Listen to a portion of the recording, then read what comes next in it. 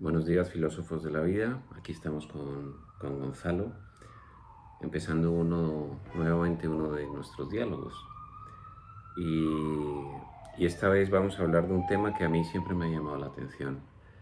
Es la cita de la literatura universal quizás más conocida. Es "To be or not to be, that's the question", pronunciada por Hamlet y escrita obviamente por Shakespeare. Así es que nada, ser o no ser. Y esa es la cuestión. Pero, ¿qué cuestión es esa? Sí, eso entramos ya en un terreno filosófico, metafísico, y, y la cuestión es que podemos aplicar estos principios metafísicos y filosóficos a nuestro día a día. Entonces, ¿tú qué opinas, Daniel, sobre las personas o cuál sería una persona que vive desde el ser o una persona que vive desde el no ser? ¿Qué significa para ti en esta cuestión? Vamos a poner el caso que significa alguien que vive desde el no ser. Sí, a ver, yo creo que la gran mayoría de personas, en las que me incluyo, vivimos desde el no ser. ¿Y a qué me refiero con ello? Vivimos desde el ego, sometidos a una serie de condicionamientos que nos impiden ser coherentes con nuestra propia esencia, coherencia con el alma. ¿Y a qué condicionamientos me refiere? Pues a condicionamientos de buscar el amor y ser aceptados por la familia, por la sociedad, el buscar control, el buscar seguridad, el convencerte de que eres el mejor. Es decir, son condicionamientos que tenemos todos los días y que de alguna manera nos impiden ser coherente con lo que somos. Sí, No sé si tú lo ves de esa sí. manera. Y una pregunta, porque dices, la mayor parte de gente vive desde el no ser. ¿Y esto es durante todo el tiempo del día? ¿O hay momentos donde o en qué momentos una persona de repente se conecta con su ser, con su esencia? Sí, a ver, a lo largo del día yo creo que uno tiene muchos momentos, efectivamente. Para mí, el ser con mayúscula no es una cuestión conceptual, es una cuestión vital. Es algo que además produce una profunda certeza. Y yo creo que más que a lo largo de nuestra vida, siempre hemos tenido un momento de esos. Y este momento es cuando tú conectas con tu alma. ¿Y cómo se distingue? Esos son momentos que son absolutamente distinguibles. ¿Por qué? Porque producen una enorme certeza. La sensación de ser que alguna vez he tenido y experimentado no se produce cuando uno quiere, ni cuando uno lo desea, sino cuando la vida lo ofrece. Y yo creo que el objetivo de una vida plena es justamente llegar a ser. Y para llegar a ser necesitamos despertar nuestra alma que está dormida. Y para ello es ineludible buscar en el interior, buscar quiénes somos. Es el objetivo, desde mi punto de vista, principal, no solamente de la filosofía, sino también de la espiritualidad. Sí. Gonzalo es un hombre mucho más práctico que yo soy un hombre mucho más teórico. Pero bueno, ¿tú cómo lo ves este Sí. tema? Creo que todo el mundo ha tenido algún momento de despertar o algún momento donde sabe la certeza de las cosas. Entonces, digamos que hay un regalo que nos hace la vida, que es, en algún momento todo el mundo ha experimentado el ser. Y, y si queréis, podéis poner en algún comentario en qué momento de la vida habéis experimentado esta certeza de que sois, de que estáis más allá del condicionamiento, de que estáis más allá de ese programa del ego que lo que intenta es, digamos, dominar o determinar nuestra vida. Entonces yo, por ejemplo, te cuento, hay casos, digamos, que son más intensos y casos de la vida cotidiana. Entonces, por ejemplo, te puedo contar un caso personal que con 23 años me salió un trabajo para irme a Kenia. Y yo sabía, tenía la certeza que eso era bueno para mí. Y recuerdo una cena familiar con 20 o 25 primos, tíos, que me intentaron convencer en Navidad de que no me fuera al trabajo porque me incorporaba en enero y me iba allí, me iba a Nairobi. Entonces, digamos que toda la familia intentó que yo no tomara esa decisión personal que venía desde el ser, porque digamos que esa oportunidad tan poco, tan poco habitual, de repente llegó a mi vida. Y yo sabía que eso era importante para mí. Y entonces esa decisión que tomé desde el ser, me tuve que enfrentar, digamos, al condicionamiento social. Pero la tomé y eso me hizo crecer muchísimo a nivel personal y a nivel profesional, porque me fui a otro país. ¿Y cómo te sentiste cuando tomaste esa Pues decisión? en el momento en que me ofrecieron la oportunidad ya tomé la decisión, no tuve que pensarlo. Normalmente cuando son decisiones que vienen a nivel del ser, cuando te pasa la oportunidad, uno sabe que la tiene que tomar. Entonces ya no hay nada que otros te puedan decir o hacer para que tú cambies esa opinión. Pueden que por la presión se retrase la acción final. Pero si es una decisión desde el ser, eso es inamovible en la vida de una persona. Y tú cuando tienes esa certeza y ya decides, ¿cuál es tu sensación interna? Es una sensación de paz, porque sabes que estás haciendo lo correcto contigo mismo. No, yo añadiría que yo creo que es así también una sensación de libertad. Exacto. ¿Entiendo? Sí. Es que eso enlaza con otro tema que estábamos discutiendo esta mañana, de una famosísima frase de la verdad os hará libres. Y desde mi punto de vista, la verdad es ser. Es decir, Exacto. la verdad no es una opinión, no es un dogma, no es un concepto. La verdad simplemente es ser con mayúsculas. Entonces, fijaros las dos frases cómo se entremezclan. Entonces, siendo desde el alma, es como realmente eres libre. De hecho, en el árbol de la vida, la parte del no ser o la parte del ego está representada por Yesod y la parte del ser está representada por Tiferet. Y Tiferet es el lugar de la verdad, de la belleza y de la bondad. Entonces, el lugar del ser se equipara. Esto lo podéis apuntar, ¿verdad? les mandamos deberes, no porque queremos que trabajéis, sino porque cuando uno escribe algo, se le queda más, lo retiene más fácilmente. Entonces, el lugar del ser es el lugar de la verdad, de la belleza y de la bondad. Entonces, ¿cómo me sentí? Y aparte es el lugar donde entras al mundo espiritual, donde entras en el estado de paz. Entonces, en ese momento es una certeza de que eso es adecuado para ti y además es bello y es bueno. Efectivamente.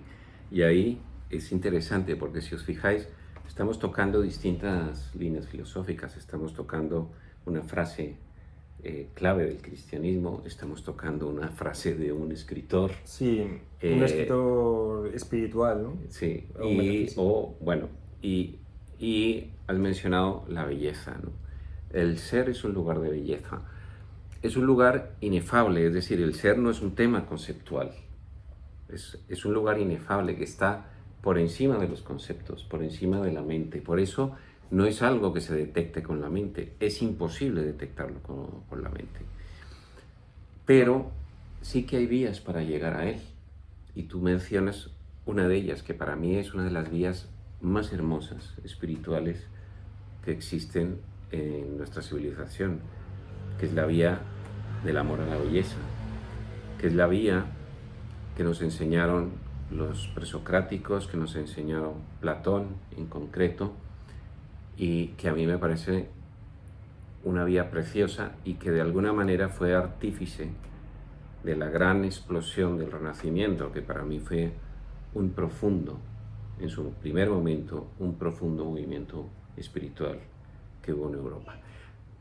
Pero ya nos da una clave. El ser es belleza, con lo cual, si contemplas cosas bellas, eso te aproxima al ser. Yo lo he vivido en mi carne propia. ¿Qué son las cosas bellas? Las cosas bellas son la naturaleza, por ejemplo, una bella obra de arte, ¿no? Una bella canción, con lo cual es muy importante ser conscientes de lo que nos rodeamos. Si nos rodeamos de cosas sublimes, de cosas bellas, también ayudamos a que podamos ser. Sí, es muy interesante lo que comentas porque desde el punto de vista del ego, el ego consigue todas las cosas con esfuerzo, a base de obcecación. Entonces, en el camino entre el ego y el ser, se necesita inicialmente, sobre todo, un poco de fuerza de voluntad. Pero una vez que te has aproximado, por ejemplo, a la belleza, ya solamente el contacto, por ejemplo, a mí me encanta la música clásica.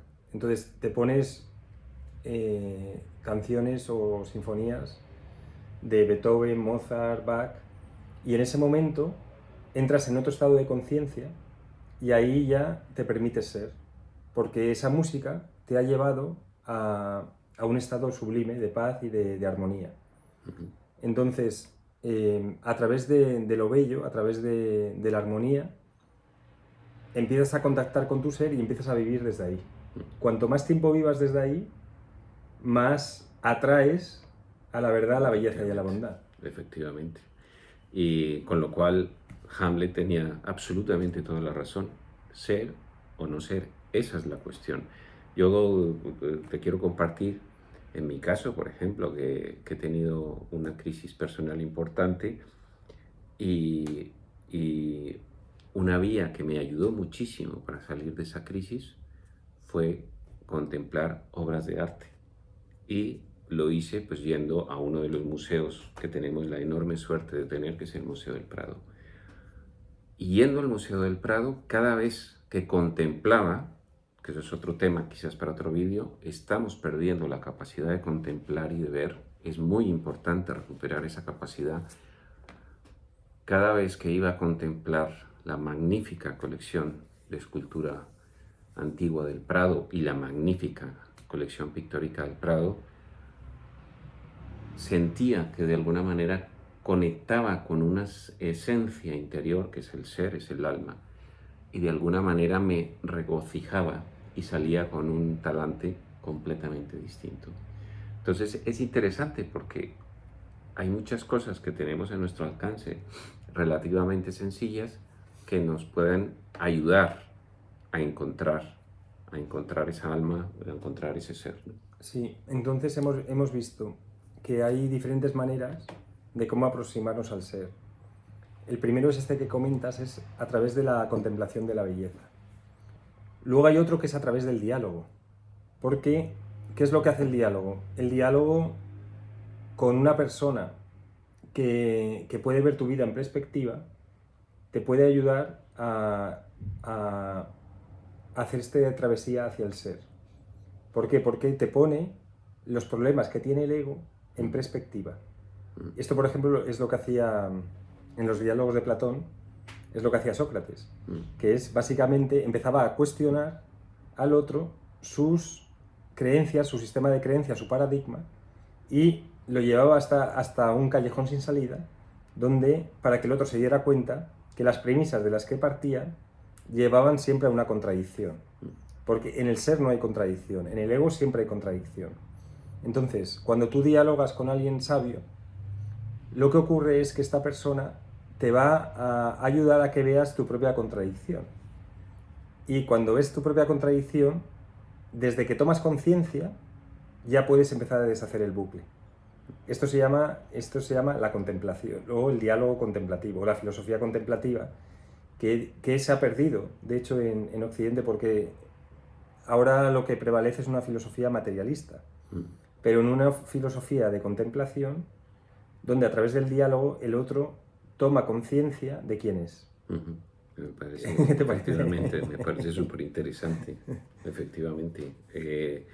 hay que recuperar todas esas vías y todas esas prácticas, sin duda. Sí, que tampoco tiene por qué ser algo, digamos, como hacerlo muy serio. A lo mejor, por ejemplo, en el vídeo que hicimos, en el último vídeo anterior, esta chica que se casó sin estar enamorada, para salir de la crisis, tuvo una conversación con una amiga que le dijo la verdad. Entonces, a lo mejor no hace falta ir a buscar un maestro, no hace falta ir a buscar a alguien de modo sublime, puede ser alguien que te conozca y que tú confíes en esa persona y te pueda, tenga la capacidad de decirte la verdad, para que se produzca un nivel en tu estado de conciencia y seas capaz, desde el ser, tomar decisiones valientes. Porque en el ser, ¿qué ocurre? Que hay que tomar decisiones valientes. No solamente es experimentarlo, luego es vivir desde ahí con coherencia, que es la parte más Sí, complicada. es que se me ocurren un montón de cosas. Efectivamente, si nosotros vivimos desde el no ser, estamos incompletos. Y como estamos incompletos, buscamos completarnos. Sí. ¿Y cómo buscamos? Buscamos a través de muchas vías, pues, qué sé yo, tener poder, Dinero. tener dinero, a través del sexo, etc. No digo que nada de esto sea malo, pero digo, son sucedáneos a lo que verdaderamente quiere nuestra alma, ¿no? Y puedes estar toda la vida yendo de un lugar a otro, buscar sexo, buscar parejas, pero en el fondo lo que estamos buscando es el ser. Sí, o sea, es súper interesante esto que comentas, porque ¿qué ocurre? Hay un anhelo profundo, que es un anhelo a nivel del alma, a que llegue a ser. Pero la persona vive desde el no ser. Entonces, cuando vive desde el no ser, ¿qué hace? Busca a otra persona para que le complemente y para llegar a ser. Pero esa otra persona también vive desde el no ser. Entonces, ¿cuál es la consecuencia lógica de una persona que vive desde el no ser que se casa con una otra persona que vive desde el no ser? Pues guerras de poder. Decía un amigo mío que el primer año de matrimonio es una lucha por el poder impresionante. Entonces, guerras de poder, intercambios emocionales muy, muy profundos, muy drásticos. Total, que eso lo más seguro es que acaben consiguiendo justo lo que no querían, lo contrario de lo que teóricamente buscaban, que es llegar al ser a través de la relación. Entonces, una relación entre dos personas que viven la mayor parte del tiempo desde el no ser, solamente puede llevar al desastre, porque son relaciones basadas en los deseos del ego. Entonces, ¿tú quieres tener una relación increíble? ¿Qué es lo que tienes que hacer? Trabajar en ti, trabajar entre comillas, que no es un trabajo de un esfuerzo, es vivir la mayor parte del tiempo desde el ser, y ahí la persona que pueda ser capaz de vivir desde ahí se va a acercar a ti. Entonces, para tener una relación no hace falta ningún esfuerzo, no hace falta estrategias, no hace falta buscar que la otra persona te quiera, sino simplemente te colocas en el lugar del ser, en el lugar donde tú te quieres a ti mismo, y entonces va a venir la persona adecuada para tener una familia, una relación. Es que además desde el ser, con mayúsculas, es donde verdaderamente vives el amor con mayúsculas, que es un amor que se expande, es un amor que es totalmente libre, y desde luego una relación de pareja desde el ser es la relación, la relación sagrada, es la verdadera unión de almas, ¿no? Hay un cuadro de Tiziano que es muy conocido, que es amor profano y amor sagrado, ¿no? Este sería el amor profano, es el amor desde el ser en minúscula, desde el ego, y el amor sagrado es el amor con mayúsculas. Yo también quería decir una cosa que lo cuenta la tradición griega, y es que en realidad todo esto ya lo sabemos. Ya lo sabemos, nuestra alma lo sabe. Con lo cual, lo único que tenemos que hacer es recordar Recordar rememorar.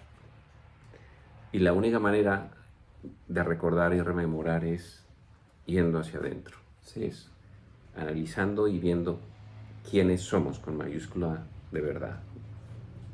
En el fondo lo sabemos, lo que pasa que todo, digamos, desde el momento en que el niño empieza a vivir el sistema educativo está muy bien para algunas cosas, pero se olvida del camino interior.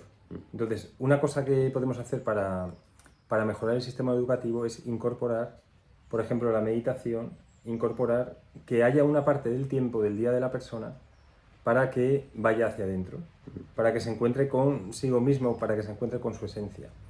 Y esto ayudará a la gente en muchas etapas de su vida, porque si te fijas, las crisis de las personas son bien porque se han desconectado de su cuerpo, entonces viene una enfermedad que el cuerpo te está diciendo que tienes que modificar algo, bien porque se han desconectado del otro, entonces buscan relaciones que les llenen, pero en el fondo porque se han desconectado de sí mismos, bien porque se han desconectado de su esencia y hacen trabajos que están en contra de su propia esencia.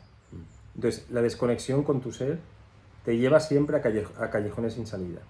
A nivel de pareja, a nivel de dinero, a nivel de trabajo, a nivel de relaciones y a nivel de salud. Y ahí volvemos a Platón. Platón hablaba del mundo inteligible y del mundo sensible. Nosotros nos hemos volcado como civilización en el mundo sensible, con lo cual estamos incompletos. Tenemos que equilibrar el mundo sensible con el mundo inteligible. Esa es la unión y esto me lleva a un arcano del hermetismo, que es el arcano 6 de los enamorados del tarot, que habla precisamente de esto. Está el alma que tiene que decidir entre, en este caso es la figura de un hombre que tiene que decidir entre dos mujeres. Una mujer que está vestida de una manera muy conservadora y de una mujer seria, representa el mundo inteligible, y una mujer que está rodeada de flores, etcétera, que es el mundo sensible. El alma que tiene que elegir, no tiene que elegir ninguno de los dos. El alma lo que tiene que hacer es estar en los dos, ¿no? Unir. Integrar Por eso se ambas. llama los enamorados, porque todo eso se une, esos dos mundos se unen con el amor. Y aquí volvemos a mensajes tan importantes como la vía del amor, de amar profundamente, pues el mensaje de Jesús, pero no solamente de Jesús, es el mensaje también de los sufíes, es el mensaje también de Dionisos en la filosofía griega.